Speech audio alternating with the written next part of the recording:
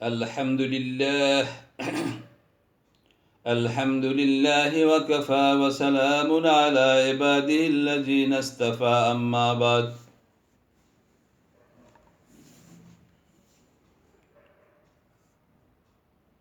সুপ্রিয় কেপিবি school and কলেজের নবম শ্রেণীর শিক্ষার্থীদের উদ্দেশ্যে বলছি, আসসালামু আলাইকুম ওয়া রাহমাতুল্লাহি ওয়া বারাকাতুহু। প্রিয় শিক্ষার্থীরা, তোমরা কেমন আছো? আশা করি তোমরা ভালো আছো। আমি আসম হারুন রশিদ আকাইদ ও নৈতিক জীবন সম্পর্কে ইসলাম ও নৈতিক শিক্ষায় চতুর্থ পাঠ অর্থাৎ তাওহীদ সংক্রান্ত বিষয় সম্পর্কে তোমাদিগকে কিছু আলোচনা রাখব।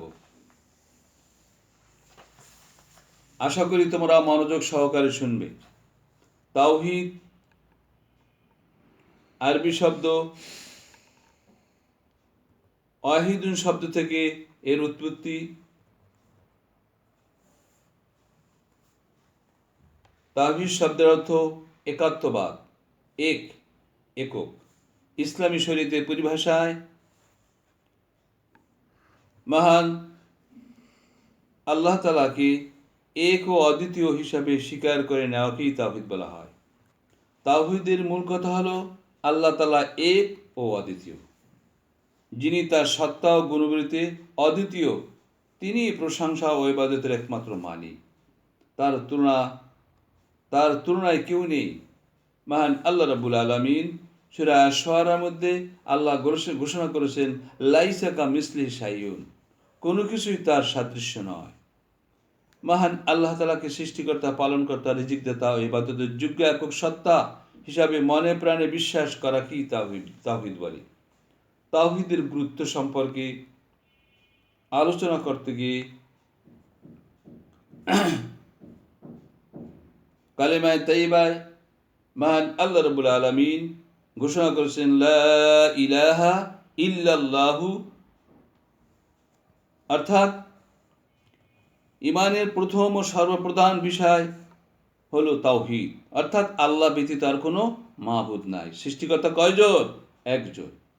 এক সৃষ্টিকর্তা বলেই এই গোটা বিশ্ব সমানভাবে লালিত পালিত হচ্ছে। আর একের অধিক হলে কখনই এই গোটা বিশ্ব একভাবে লালিত পালিত হতো না। এক সৃষ্টিকর্তা বলেই ঈমানের প্রথম ও প্রধান কথা হলো তাওহীদ, অর্থাৎ মুমিন হতে হলে একজন মানুষকে সর্বপ্রথম আল্লাহ তাআলার একাত্মবাদে বিশ্বাস করতে হবে। তাওহীদে বিশ্বাস ব্যতীত কোনো ব্যক্তি ঈমান বা ইসলামে প্রবেশ করতে পারে না। ইসলামের সকল শিক্ষা ও আদর্শই তাওহীদ উপর প্রতিষ্ঠিত। দুনিয়াতে যত নবী রাসূল এসেছেন তারা সকলেই তাওহীদের দাওয়াত দিয়েছেন। সকলের দাওয়াতের মূল কথাই ছিল লা ইলাহা ইল্লাল্লাহ, আল্লাহ ব্যতীত কোনো মাবুদ নাই, আল্লাহ ব্যতীত কোনো ইলাহা নেই। তাওহীদের শিক্ষা প্রতিষ্ঠার জন্য নবী রাসূলগণ আজীবন সংগ্রাম করেছেন।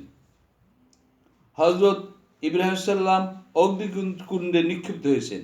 আমাদের প্রিয় নবী হযরত মুহাম্মদ মুস্তাফা সাল্লাল্লাহু আলাইহি সাল্লাম তার প্রিয় জন্মভূমি মক্কা থেকে মদিনায় হিজরত করতে বাধ্য হয়েছেন। বস্তুত তাওহীদ হলো ঈমানের মূল। ইসলামের এর গুরুত্ব অপরিসীম। তাওহীদের প্রভাব। তাওহীদ হলো মহান আল্লাহ তাআলার একাত্মবাদের বিশ্বাস। মানব জীবনে এই বিশ্বাসের প্রভাব অত্যন্ত ব্যাপক। তাওহীদের বিশ্বাস মানুষকে কৃতজ্ঞতা প্রকাশের সুযোগ করে দেয়। কেননা আল্লাহ তাআলাই আমাদের একমাত্র সৃষ্টিকর্তা, পালনকর্তা। তাওহীদের বিশ্বাসের মাধ্যমে মানুষ এ সত্যকে স্বীকার করে নেয়। মানুষ এর দ্বারা আল্লাহ তাআলার কৃতজ্ঞতা আদায় করে। তাওহীদে বিশ্বাস মানুষকে আত্মসচেতনা ও আত্মমর্যাদাবান করে। মানুষ আল্লাহ তাআলা ব্যতীত অন্য কারো নিকট মাথা নত করে না। ফলে জগতের সকল সৃষ্টির উপর মানুষের মর্যাদা প্রতিষ্ঠিত হয়। মানুষ আশরাফুল মাখলুকাত বা সৃষ্টির জীব হিসাবে মর্যাদা লাভ করে। সচ্চরিত্রবান হওয়ার ক্ষেত্রেও মানব জীবনে তাওহীদের প্রভাব অপরিসীম। মানুষ আল্লাহ তাআলার গুণবলীয় পরিচয় লাভ করে এবং সব গুণে গুণান্বিত হওয়ার অনুসরণ করে। মানব সমাজে ঐক্য ব্যক্তিত্ব প্রতিষ্ঠায় এই তাওহীদের গুরুত্বপূর্ণ ভূমিকা পালন করে। কেননা তাওহীদ বিশ্বাস মানুষ সমাজে এ ধারণা প্রতিষ্ঠা করে যে সকল মানুষই আল্লাহর বান্দা ও সমান মর্যাদার অধিকারী। এভাবে মানুষের মধ্যে ঐক্যের চেতনা জাগ্রত হয়। তাওহীদে বিশ্বাস মানুষকে ইবাদত ও সৎকর্মে উৎসাহিত করে। আল্লাহ তাআলা সন্তুষ্টি লাভের জন্য মানুষ সৎকর্মে ব্রতী হয়, অসৎ ও অশ্লীল কাজ থেকে বিরত থাকে। ফলে মানব সমাজে শান্তি ও শৃঙ্খলা প্রতিষ্ঠিত হয়। তাওহীদে বিশ্বাস পরকালীন জীবনে মানুষকে সফলতা দান করে। তাওহীদে বিশ্বাস ব্যতীত কেউ জান্নাতে প্রবেশ করতে পারে না। বস্তুত মানব জীবনের সকল ক্ষেত্রেই তাওহীদে বিশ্বাস মুক্তি ও সফলতার ধার উন্মুক্ত করে। এইবারে মহান আল্লাহ রাব্বুল আলামিনের পরিচয় সম্পর্কে পঞ্চম পাঠে আলোচনা করব। মহান আল্লাহ তাআলার পরিচয়। আল্লাহ তাআলা ও বিশ্বজগতের অধিপতি ও মালিক। তিনি এক ও অদ্বিতীয় সত্তা, তার কোনো শরীক নেই। তিনি অনন্য ও অতুলনীয়। আল্লাহ শব্দের মাধ্যমে তার তুলনাহীন বৈশিষ্ট্য প্রকাশ পায়। আল্লাহ আরবি শব্দ, পৃথিবীর কোনো ভাষাতেই এই শব্দের কোনো প্রতিশব্দ নেই। এর কোনো একবচন বহুবচন নেই। এ শব্দের কোনো স্ত্রীলিঙ্গ বা পুল্লিঙ্গ নেই। এই শব্দটি একক ও অতুলনীয়। আল্লাহ তাআলাও তদ্রূপ। তিনি তার সত্তা ও গুণবলীতে একক ও অদ্বিতীয়। তার সমতুল্য বা সমকক্ষ কিছুই নেই। এই মর্মে মহান আল্লাহ রাব্বুল আলামিন সূরা ইখলাস সে আল্লাহ রাব্বুল আলামিন পরিচয় দেওয়ার জন্য আল্লাহ বলেন, বিসমিল্লাহির রহমানির রহিম, কুল হুয়াল্লাহু আহাদ, আল্লাহুস সামাদ, লাম ইয়ালিদ ওয়া লাম ইউলাদ ওয়া লাম ইয়াকুল লাহু কুফুয়ান আহাদ। বলুন হে মুহাম্মদ সাল্লাল্লাহু আলাইহি সাল্লাম, আল্লাহ এক এবং অদ্বিতীয়, তিনি ছাড়া আর কোনো মাবুদ নাই। আল্লাহ কারো মুখাপেক্ষী নয়, সকলেই তার মুখাপেক্ষী। তিনি কাউকে জন্ম দেননি এবং কারো থেকে জন্ম নেননি, আর তার সমতুল্য কেহই নেই। আল্লাহ তাআলা স্বয়ং সম্পূর্ণ সত্তা। তিনি অনাদি অনন্ত। তিনি চিরস্থায়ী চির বিরাজমান। তার কোনো শুরু নেই, শেষও নেই। তিনি পানাহার, নিদ্রা, তন্দ্রা, ক্লান্তি সব কিছু থেকে মুক্ত। মহান আল্লাহ রাব্বুল আলামিন এই মর্মে মহাগ্রন্থ আল কোরআনের মধ্যে সূরা হাদীদে উল্লেখ করেছেন, হুয়াল আউয়াল ওয়াল আখিরু ওয়াল জাহিরু ওয়াল বাতিনু ওয়া হুয়া বিকুল্লি শাইইন আলীম। তিনিই প্রথম, তিনিই শেষ, তিনিই প্রকাশ্য, তিনিই গোপন, এবং তিনি সর্ববিষয়ে সম্যক অবহিত। শুধুই তাই নয়, এই মর্মে মহান আল্লাহ রাব্বুল আলামিন অন্যত্র সূরা আল বাকারার মধ্যে ইরশাদ করেন, আল্লাহু লা ইলাহা ইল্লা হুয়াল হাইয়ুল কাইয়্যুম, লা তাখুযুহু সিনাতু ওয়া লা নাওম, লাহু মা ফিস সামাওয়াতি ওয়া মা ফিল আরদ। তিনি আল্লাহ, তিনি ব্যতীত আর কোনো ইলাহ নেই। তিনি চিরঞ্জীব ও সর্বসত্তাধারক। তন্দ্রা বা নিদ্রা তাকে কখনো স্পর্শ করতে পারে না। আসমান ও জমিনে যা কিছু রয়েছে সবই তার অধীন। অতএব আল্লাহ তাআলার সকল গুণের মহান আল্লাহ রাব্বুল আলামিন সকল গুণের আধার। সকল গুণ তার মধ্যে পূর্ণ মাত্রায় বিদ্যমান। তিনি সৃষ্টিকর্তা। বিশ্ব জগৎ ও এর মধ্যে যা কিছু রয়েছে সবই তার সৃষ্টি। তিনি রিজিকদাতা। সকল সৃষ্টির রিজিকের জন্য তার মুখাপেক্ষী। তিনি সর্বশক্তিমান, সব কিছুর নিয়ন্ত্রক, সব কিছুই তার পরিচালনায় সুন্দর ও সুশৃঙ্খলভাবে পরিচালিত হচ্ছে। এক কথায় তিনি সর্বগুণে গুণান্বিত, তার গুণের কোনো সীমা নেই। সুন্দর ও পবিত্র নামসমূহ একমাত্র তার জন্যই নির্ধারিত। তার কতিপয় গুণবাচক নাম হল রহিম, রহিম, জব্বার, গাফফার, বাসির, সামিউন, আলিমুন ইত্যাদি ইত্যাদি। বস্তুত আল্লাহ তাআলা তার সত্তা ও গুণবিতে এক ও অতুলনীয়, তার কোনো শরিক নেই। সকল প্রশংসা তার জন্য, ইবাদতের যোগ্য ও সত্তা একমাত্র তিনি। অপরদিকে আলোকপাত করতে গিয়ে আমরা এই অধ্যায়ের আকাইদের অধ্যায়ের 6ষ্ঠ পাঠ আলোকপাত করছি। এখানে কুফুর সম্পর্কে আলোচনা। কুফুরের পরিচয়। কুফুর শব্দের অর্থ অস্বীকার করা, অবিশ্বাস করা, ডেকে রাখা, গোপন করা, অকৃতজ্ঞ প্রকাশ করা, অবাধ্য হওয়া ইত্যাদি। ইসলামী পরিভাষায় মহান সৃষ্টিকর্তার, মহান আল্লাহ রাব্বুল আলামিনের মনোনীত দিন ইসলামের মৌলিক বিষয়গুলোর কোনো একটিরও প্রতি অবিশ্বাস করাই কুফরি। কুফর হলো ইমানের বিপরীত। ইসলামের মৌলিক বিষয়গুলোকে বিশ্বাস করার নাম ইমান, আর এসব বিষয়কে অবিশ্বাস করার নাম হলো কুফর। যে ব্যক্তি কুফরিতে লিপ্ত হয় তাকে বলা হয় কাফির। অর্থাৎ কোনো ব্যক্তি যদি ইসলামের কোনো মৌলিক বিষয়ে অবিশ্বাস করে তখন তাকে কাফির বলা হয়। কাফির অর্থ অবিশ্বাসকারী, অস্বীকারী। মানুষ নানাভাবে কাফির বা অবিশ্বাসী হতে পারে।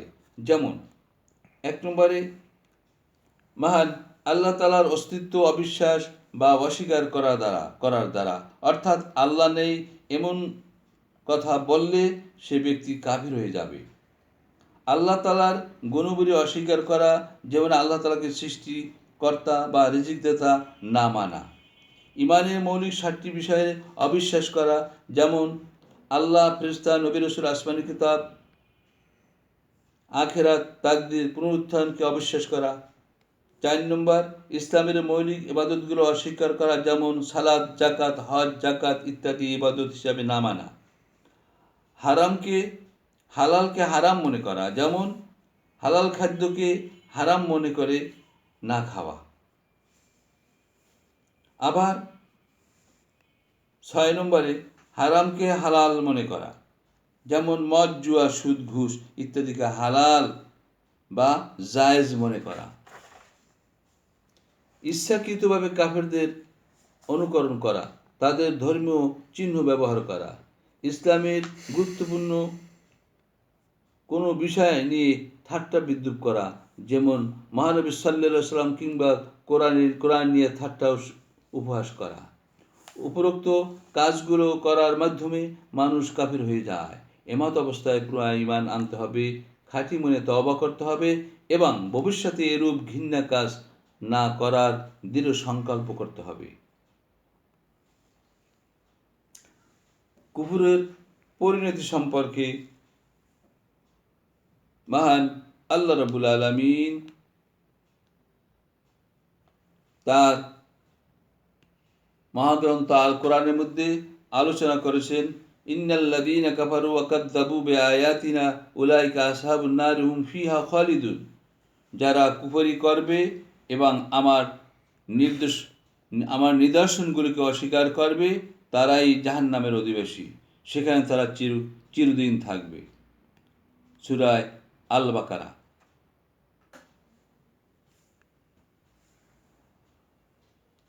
তো কুফরির পরিণতি সম্পর্কে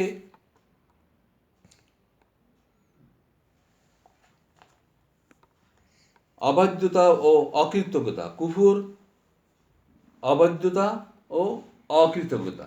কুফর মানুষের মধ্যে অবাধ্যতা ও অকৃতজ্ঞতার জন্ম দেয়। আল্লাহ তাআলা আমাদের সৃষ্টিকর্তা, তিনি আমাদের লালন পালন করেন, সৃষ্টির সকল নিয়ামত তারই দান।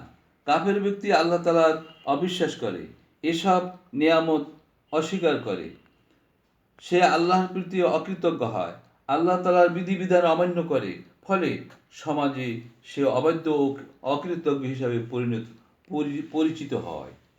2 নম্বরে পাপাচার বৃদ্ধি।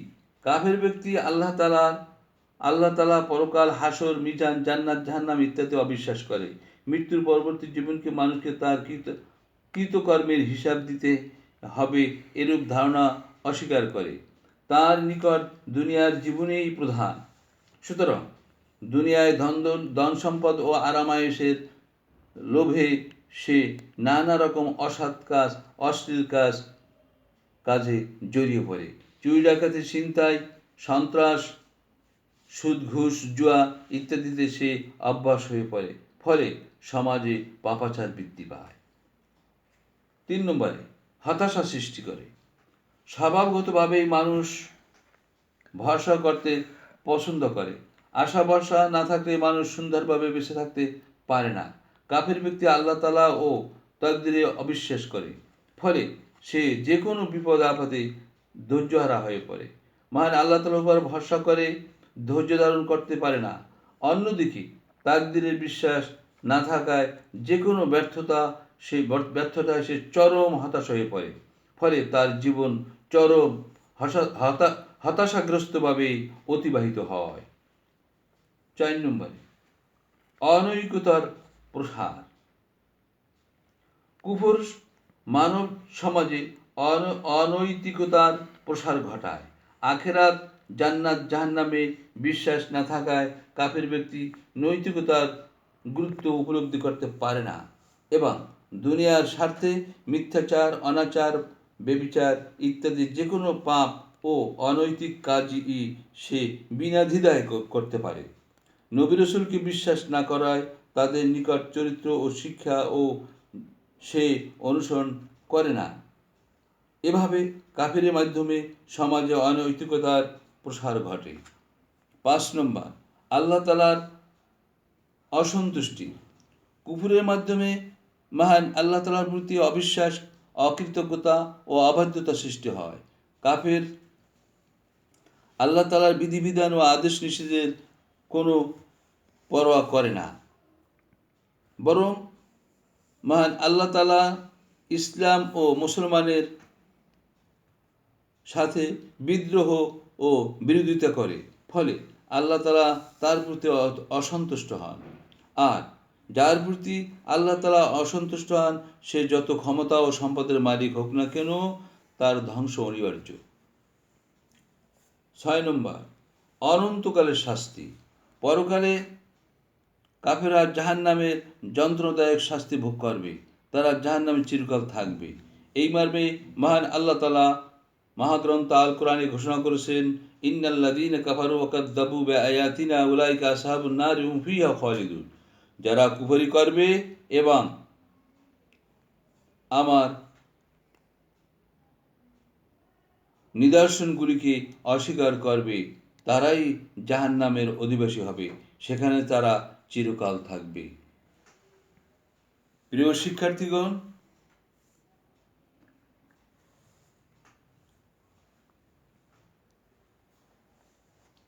এরপরে আমি তোমাদিগকে শিরক সম্পর্কে সংক্ষেপে কিছু আলোচনা করব। শিরক, 7ম পাঠ। শিরক শব্দের অর্থ অংশীদার সাব্যস্ত করা, একাধিক স্রষ্টা বা উপস্যে বিশ্বাস করা।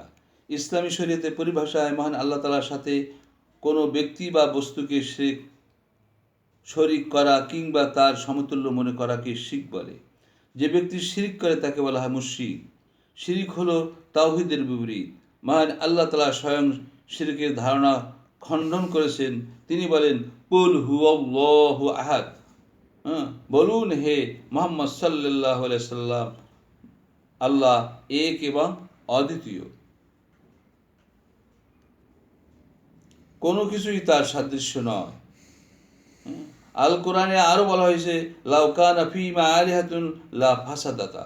যদি আল্লাহ ব্যতীত যদি এই পৃথিবীতে আসমান জমিনে আল্লাহ ব্যতীত অন্য কোনো ইলা থাকতো তবে উভয় ধ্বংস হয়ে যেত।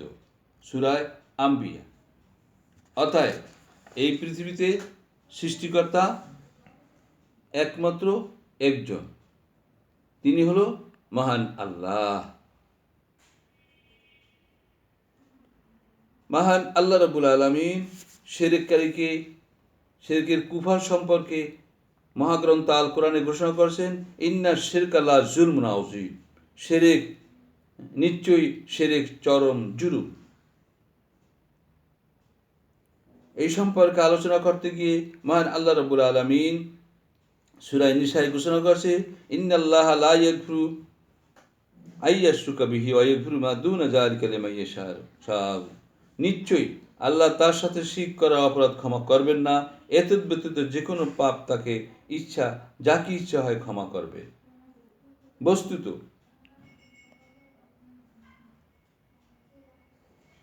মহান আল্লাহ রাব্বুল আলামিন এর এ বিষয় আলোকপাত করতে গিয়ে মহাগ্রন্থ আল কোরআনের সূরা মায়েদার মধ্যে ঘোষণা করেছেন, ইন্নাহু মান ইউশরিকা বিল্লাহি ফাকাদ হাররামা আল্লাহু আলাইহিল জান্নাত ওয়া মাওয়াহুন নার। যে ব্যক্তি আল্লাহর সাথে শিরক করবে, আল্লাহ তার জন্য অবশ্যই জান্নাত হারাম করে দেবেন এবং তার আবাস হবে জাহান্নাম। এই বলেই আজকাল এখানেই আমাদের আলোচনা শেষ করছি। প্রিয় শিক্ষার্থীগণ, তোমরা আজকাল যে আলোচনাগুলো হলো সুন্দর করে তোমরা বাসায় রিডিং দেবে এবং এর মধ্যে থেকে অবজেক্টিভ প্রশ্নগুলো বের করে করে সুন্দর করে মুখস্থ করবে। এইবারে আমি আমার আলোচনা আজকের জন্য এখানেই শেষ করলাম। আমা আলাইন ইল্লাল বালাগ আমা তাওফিক ইল্লা বিল্লাহ। আসসালামু আলাইকুম ওয়া রাহমাতুল্লাহি ওয়া বারাকাতুহু।